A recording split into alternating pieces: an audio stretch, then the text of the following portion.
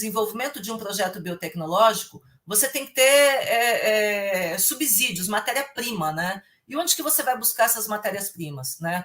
Bom, e aí a gente tem que entrar no aspecto da bioprospecção, tá? O que é bioprospecção? É a coleta desses materiais biológicos que vão ser utilizados, dependendo do projeto, na agricultura, na medicina, no meio ambiente e assim por diante, tá?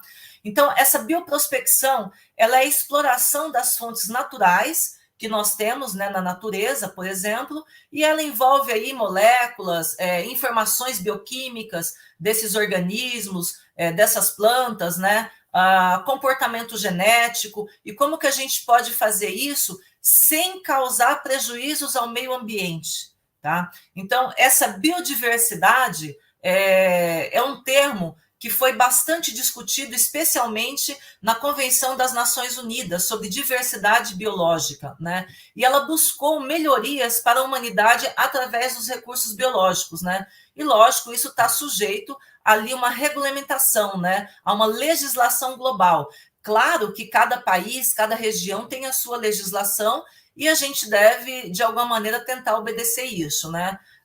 Só por um comentário à parte, hoje no Brasil, a gente vive muito essa questão sobre o aspecto da biodiversidade da Amazônia, né? E também a questão ambiental, né? As queimadas na Amazônia, e daí entra algumas brigas, né? Algumas guerras políticas, não só nacional, como também internacional, quem manda, quem não manda na Amazônia, quem cuida, quem não cuida da biodiversidade. Então, tem essa questão política também que a gente tem que se atentar e tem que ter esse cuidado, tá? Porque a biotecnologia, ela também não é um aspecto isolado, você tem que pensar, o objetivo da biotecnologia, no final das contas, é pensar em melhorias para a população, para a sociedade, né? E não dá para a gente pensar em melhorias para a sociedade se a gente não entende da legislação, da regulamentação, do que está acontecendo no meio político em relação a determinados aspectos que envolve aí essa bioprospecção, tá? Bom, então toda a coleta do material biológico, né, ou o conhecimento que envolve esse material biológico, quando isso não é repatriado, ou seja, quando isso é tirado daquela população local, isso é conhecido como biopirataria. Isso é uma coisa também que acontece não só no mundo todo, mas especialmente no Brasil, por conta dessa biodiversidade que nós temos aqui no nosso país, que é maravilhoso, né? A gente tem um percentual bastante elevado de espécies que a gente não tem em outro local do mundo. Então, isso acaba chamando a atenção, isso acaba, às vezes, tendo um viés político, uma briga política em relação a isso. Então, quando esse conhecimento ele é retirado dessas pessoas, ou quando você retira uma planta ou um animal desse local e você não traz benefício para aquela população, isso é chamado de biopirataria. Isso, infelizmente, é uma coisa que acontece bastante ainda no país, tá? Inclusive, tem indústrias farmacêuticas, eu vou comentar sobre isso, que entrou nessa briga também. Bom, então, nesse sentido, a bioprospecção ela é uma busca sistemática, né, e bem organizada por produtos derivados, né, e que são também biorrecursos, as plantas, micro-organismos, animais, e que podem ser desenvolvidos ou revertidos de uma maneira de comercialização, trazendo benefícios para a sociedade. Então, por exemplo, você tem uma planta que tem determinado composto ali que é inibidor tumoral. Maravilha, essa planta você pode selecionar, separar e ver para quantos tipos de cânceres ela tem ali possibilidade de tratamento, né? Lembrando que câncer é um distúrbio celular, né? E você tem aí aproximadamente 212 tipos diferentes. Né? Então, a gente tem que se atentar que como é um desequilíbrio intracelular e você tem mecanismos, cascatas bioquímicas envolvidas, então, determinada substância pode ou não agir naquela cascata e impedir o desenvolvimento desse tumor e desse câncer. E eu vou mostrar para vocês já algumas moléculas que têm essa capacidade, que é bastante legal isso. Bom, e o mercado, né, farmacêutico, basicamente, ele está fundamentado nesses produtos naturais, né, que são essas importantes fontes aí de substâncias bioativas, né? Então, aproximadamente 70% ou mais do mercado farmacêutico é baseado em bioprodutos, tá? E esses bioprodutos, eles são oriundos aí de uma biodiversidade que aconteceu através de bilhões de anos, né, de evolução, não foi da noite para o dia. E essa adaptação, né, a gente como biólogo pode dizer que essa adaptação ela veio baseado no desafio, ou seja, tem uma mudança no ambiente, esse organismo ele se adapta para conseguir sobreviver. E aqui a gente, parafraseando Charles Darwin, né, se adapta não mais rápido ou mais forte, mas aquele que tem capacidade de se adaptar às mudanças ambientais. Né? Então, a gente estima-se aí aproximadamente 30 milhões de insetos que nós temos, 1,5 milhão de algas, isso também 1,5 milhão de fungos, 1 milhão de animais e mais de 400 mil espécies de plantas. Isso catalogado, tá? Lembrando que ontem, na palestra que eu falei sobre biorremediação, a gente tem aí aproximadamente em torno de 1% catalogado. Muita coisa a gente não conseguiu catalogar por falta de conhecimento, por falta, tem um tempo, né, para que isso aconteça, falta de investimento e o pior, porque essas espécies foram extintas, tá? Por poluição ou por alguma adversidade, elas não conseguiram e acabaram sendo extintas, o que é bastante triste, né? A gente acaba de perder, nesse sentido, a oportunidade de conhecer espécies que têm mecanismos que poderiam ajudar aí na cura de muitas doenças, como câncer, como AIDS, quem sabe coronavírus, e por aí vai, né? Bom, mas vamos aí seguir dentro do que a gente tem ainda, dentro do que resta, né? Que é muita coisa, né? São milhões aí de possibilidades de organismos, né? De plantas, enfim. Grande parte dessa riqueza, né? Que a gente fala em biodiversidade, ela está nos oceanos, né? Nos mares. Lembrando que os mares eles cobrem ali aproximadamente 70% da superfície terrestre. E lembrando também que, infelizmente, a gente tem essa questão de poluição marinha também, né, marítima, né? As pessoas descartam coisas ali no mar, objetos, né? Teve até um vídeo bastante triste de uma tartaruga com um canudo, né, no nariz, enfim. Não vamos entrar muito nesse aspecto de contaminantes ambientais que falamos um pouco sobre isso ontem, mas tem essa questão também que acaba sendo bastante crítica, né?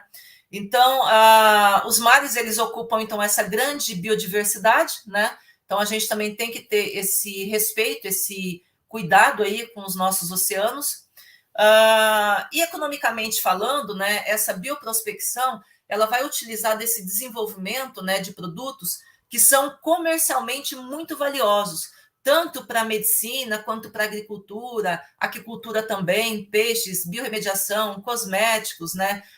Indústrias farmacêuticas, como eu citei. Lembrando que na indústria farmacêutica, né, como eu disse anteriormente, 1/3, né, dos medicamentos, ou seja, uma parte considerável, né, dessas moléculas que foram aprovadas pelo órgão regulador americano, que é a FDA, elas são derivadas de produtos naturais, né? Então, a indústria farmacêutica ela tem esse peso muito grande dentro da biodiversidade e é onde tem aí um dos maiores filões aí de projetos biotecnológicos. Não que o agronegócio também não represente aí esse grande filão, porque a gente também tem a questão de, por exemplo, de controle biológico, né, nematóides, pragas, e aí por diante. Bom, então, é lógico, né, que essa biodiversidade, essa bioprospecção, ela traz ali, quando não bem assessorada, quando não bem conhecida, ela pode trazer, ela traz danos ambientais severos, ou seja, você retira uma espécie de um local, e aí você pode quebrar ali um ciclo de toda a cadeia, né, um ciclo alimentar, um ciclo biológico, então isso é uma questão bastante séria. Para evitar isso, existem legislações, existem leis, existem ali marcos onde você pode, até onde você pode ir, né? Determinado ponto você não pode ultrapassar. Então, esses pontos, eles são conhecidos através de cada legislação. E cada legislação, como eu disse, é baseada ali na biodiversidade e na legislação daquela região, daquele país. Tá? Então, por exemplo, nos Estados Unidos, uma das leis nacionais, né, é a Lei de Proteção dos Mamíferos Marinhos. Então, tem essa lei, tem a Lei de Espécies Ameaçadas, também americana, existe também, né, uma reunião que é a Convenção das Nações Unidas sobre essa diversidade biológica, onde grandes líderes, né, mundiais se reúnem ali para discutir o quão nós temos ainda que avançar em relação a essa bioprospecção e a esse controle do que a gente tem de biodiversidade, fazendo uso sem destruir, tá? Tendo possibilidade de dar continuidade nisso.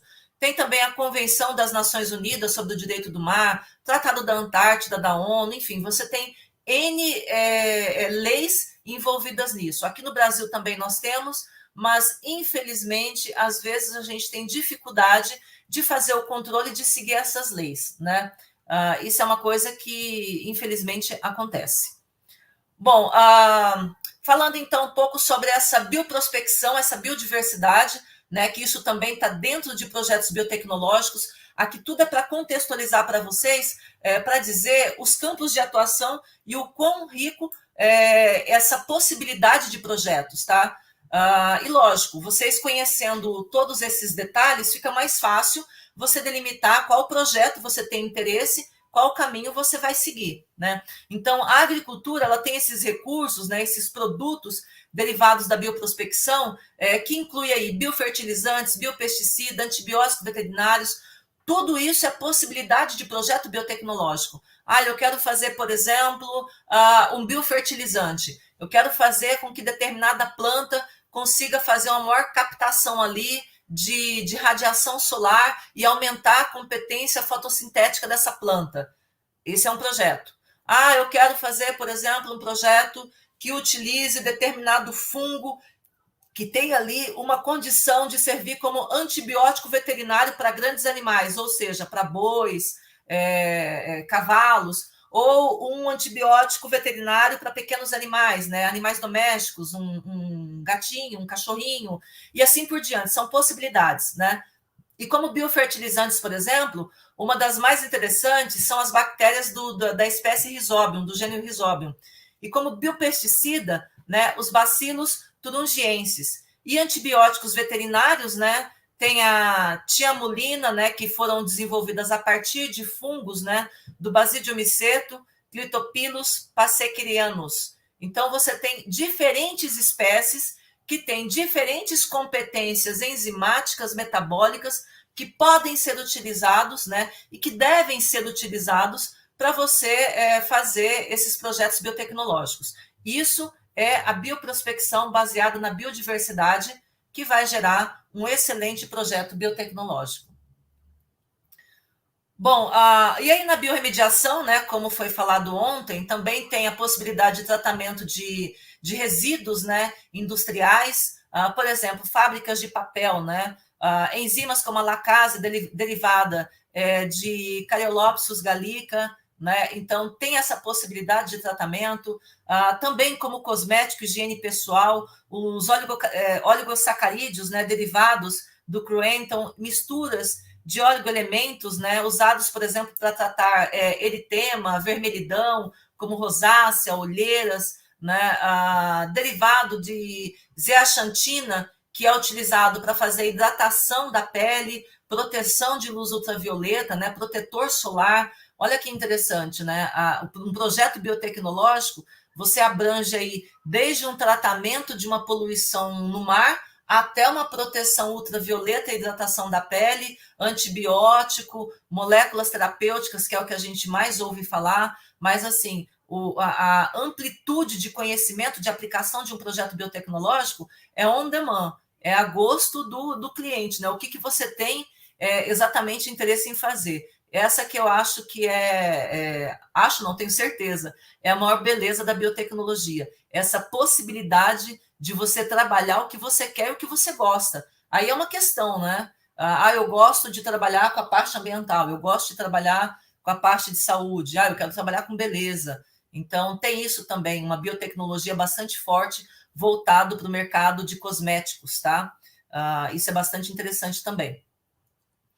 Bom, e aí uma outra cereja do bolo, né, no sentido maravilhoso da ciência, que é a nanotecnologia, né, que é uma parte que particularmente eu acho muito interessante, tá? Então, projetos biotecnológicos também envolvendo essa parte pode trabalhar, por exemplo, com nanobiosensores, né, para detectar resíduos, para detectar substâncias, ou substâncias tóxicas, ou substâncias que são patológicas, né, um aumento de glicose, enfim, diversas possibilidades ali, né, desde que você delimite aí esse projeto, se está voltado para a parte ambiental, marinha, humana, saúde, enfim. Então, nesse sentido, por exemplo, essas lacases microbianas, elas podem ser utilizadas como biosensores, detectando aí compostos orgânicos, né? Especialmente os derivados, né, de fenóis em águas residuais. Então, você tem essa espécie aqui, o Porphyridium cruentum, que é uma espécie marinha, que é utilizado, que tem substâncias que são utilizadas aí nesse desenvolvimento de projetos de nanobiosensores, o que é bastante interessante também. Bom, aqui só para a gente ter uma ideia também, quando a gente fala no pipeline, né, de uma indústria farmacêutica, o tempo que pode demorar para você fazer o desenvolvimento aí de um bioproduto num projeto, tá? Então, do período da descoberta, né, que você tem ali em torno de 5.000 substâncias, até o desenvolvimento clínico, né, e a aprovação disso, você tem em média aí em torno de 10 anos, tá?